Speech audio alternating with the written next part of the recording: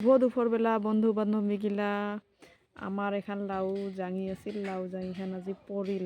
পৰাতে মই কওঁ আজি লাউৰ আগালে খাম কেইটামান। তাৰপিছত মই লাউৰ আগাল কাটি লওঁ দেখ। তো কাৰ লাউৰ আগাল খাইয়া ভাল লাগে, মোকতো বিৰাট ভাল লাগে। সর্ষা বাটা দিয়া নাইবা ছোট মাছ দিয়াও ভাল লাগে।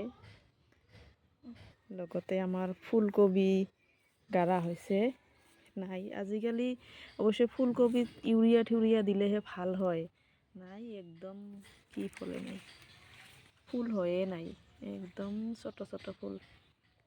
ইউরিয়া না দিওঁ আমি অবশ্যই লোকেলে ভাল লাগে, মানে ভাল লাগে নহয় মানে লোকেল খাইলে মানে একটা কি বেমার আজার ভয় না থাকে। ওই জন্যে মানে ঘৰতে অল্প কি কৰা হয়েছে আৰ কি, খেতি কৰা হয়েছে ফুলকবিৰ। লগতে আমাৰ ওচৰতে বগৰীৰ গাছ আছে, বগৰী আনছোং, বগৰীগিলা শুকা দিছোং। বিশেষ ওইরকম খেতি নাই, অল্প স্বল্প আর ঘরতে কোনো মতে চলে। এই যে বাগুন ফলছে, লালটা লালটা বাগুন।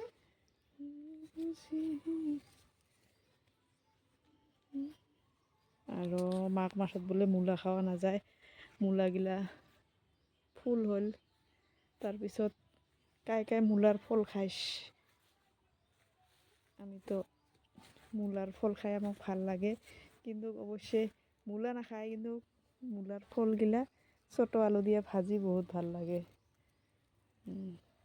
তো গাইজ ভিডিও এইখিনিতে শেষ কৰিলোঁ, কাৰণ মোৰ ৰান্ধা বাঢ়াও আছে।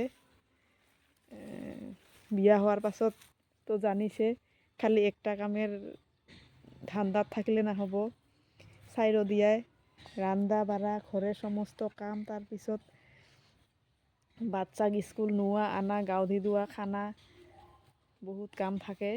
গতিকে ভিডিও এইখিনিতে শেষ কৰিলোঁ। ভাল লাগিলে ভিডিওটা লাইক, শেয়াৰ, কমেন্ট আৰ লগতে প্লিজ একটা সাবস্ক্ৰাইব কৰে দিব। এইখিনিতে সমস্ত টাটা।